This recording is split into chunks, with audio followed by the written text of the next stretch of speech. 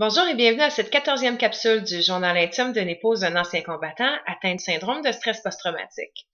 Moi, dans la vie, je suis particulièrement choyée puisque mon tendre époux, dans le cadre de son service militaire, a suivi le Defense Driving Course des Forces armées canadiennes.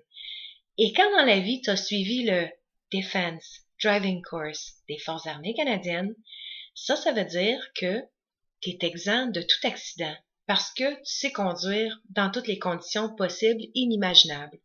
Ça veut dire que si tu n'es que l'épouse, tu ne devrais pas avoir peur à la vitesse à laquelle il roule en pleine tempête de neige. Non.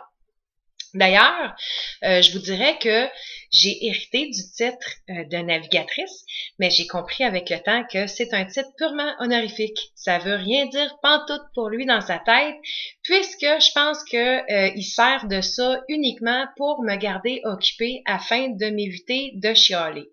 Bon, il faut dire que des raisons de chialer, quand je suis assise à côté de mon mari, j'en ai puis des tonnes de raisons.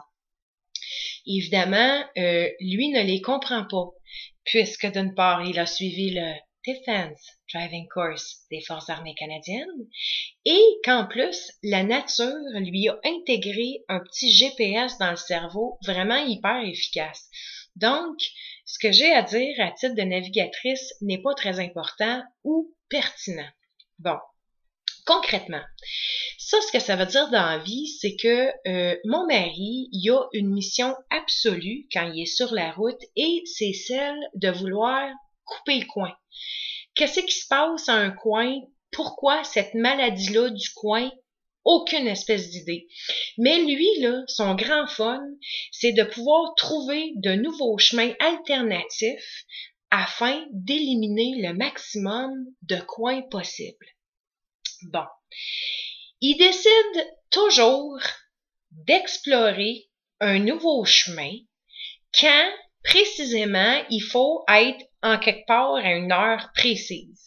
N'est-ce pas là la belle opportunité d'explorer de nouveaux paysages? Bon, si en tant que navigatrice, je me permets humblement de lui faire remarquer qu'il me semble que le chemin qu'il a utilisé est plus long en temps que le chemin que nous utilisons traditionnellement, il me fera remarquer avec un léger ton de condescendance que bien que ça soit peut-être plus long en temps, c'est toutefois plus court en kilométrage et que par conséquent, je ne sais pas de quoi je parle. Donc, navigatrice honorifique, de quoi tu parles? Aussi, ce qui est le fun, c'est que le respect des règles, c'est fondamental pour lui. Donc, rarement, ça lui arrive de se lâcher lousse puis de rouler, par exemple, à 108 km/h sur l'autoroute. Bon. C'est sûr que quand il décide d'essayer de dépasser un camion, par exemple un 53 pieds sur l'autoroute, à 108 km/h, on s'entend pour dire que ça peut être une opération relativement longue et ardue, qui peut amener un taponnage de voitures dans le derrière, n'est-ce pas? Parce que il y en a des malades mentaux qui roulent à 110, 115 sur une autoroute. Bon.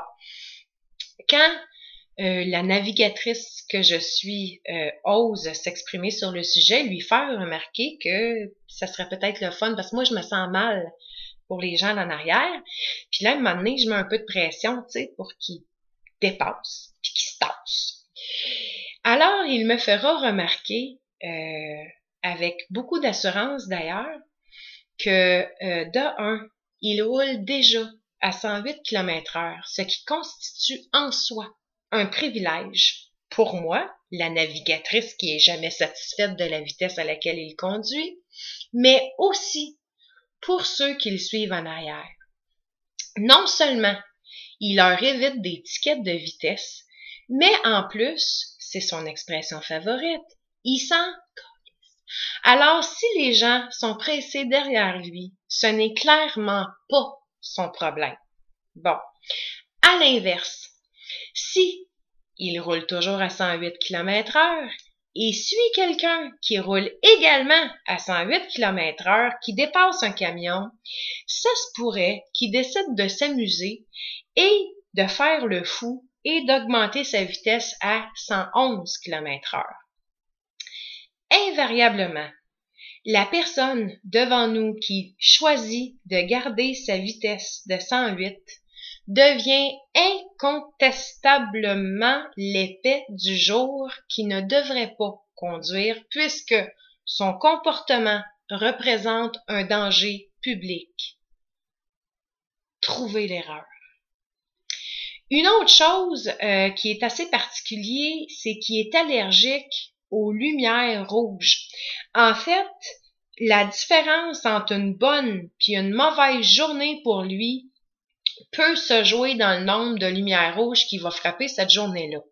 Alors, plus qu'il frappe de lumières rouges, plus que ça constitue une insulte suprême à son intelligence, puisqu'il se demande comment se fait-il que lui a compris que des lumières devraient systématiquement être synchronisées.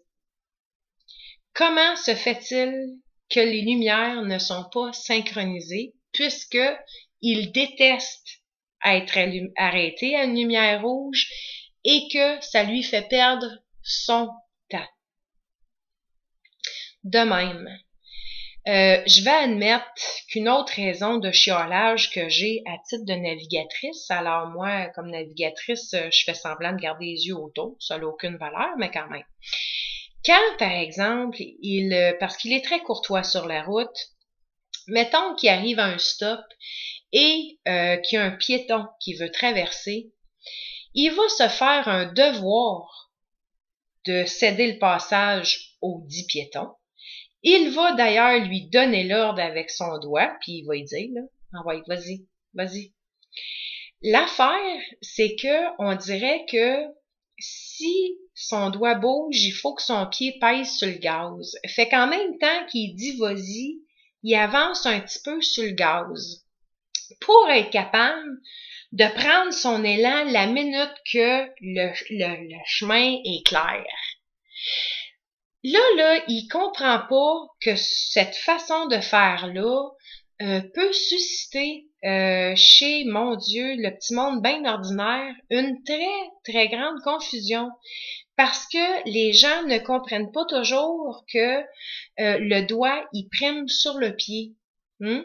Donc, et le fait que quelqu'un ne comprenne pas cette règle fondamentale de l'ordre qui vient du doigt, ça constitue également une profonde insulte à son intelligence.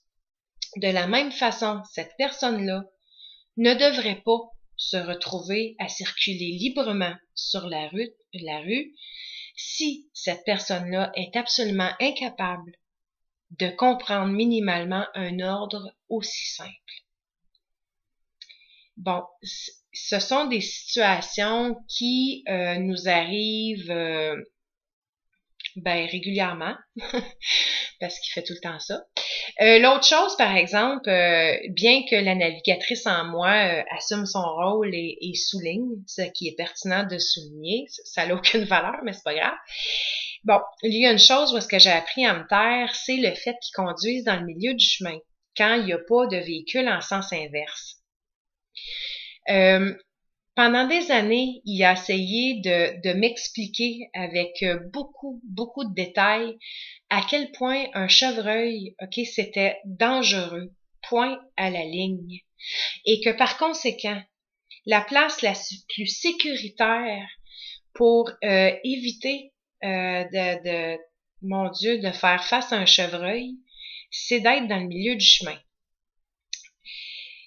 Je peux comprendre là, le truc du chevreuil, mais c'est l'emphase du danger. Et quand je lui demande combien de chevreuils il a frappé dans sa vie, évidemment, c'est 0. Puis moi non plus, j'ai jamais frappé un chevreuil de ma vie. Bon, ça m'a pris du temps à comprendre que c'est un réflexe qu'il a développé en mission.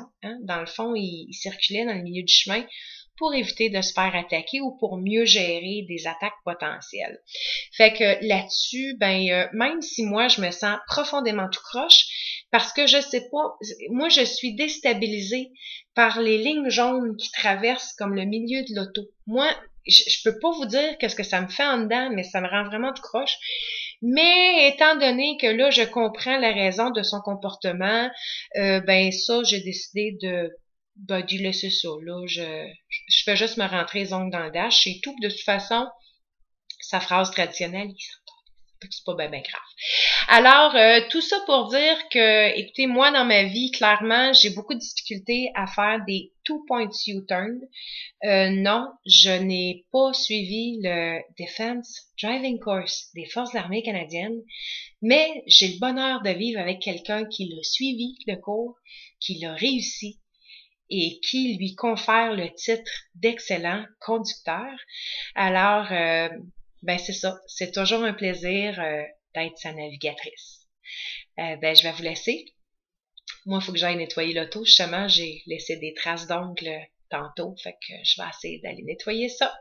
Alors là-dessus, ben, bonne fin de journée, puis à plus tard. Bye bye.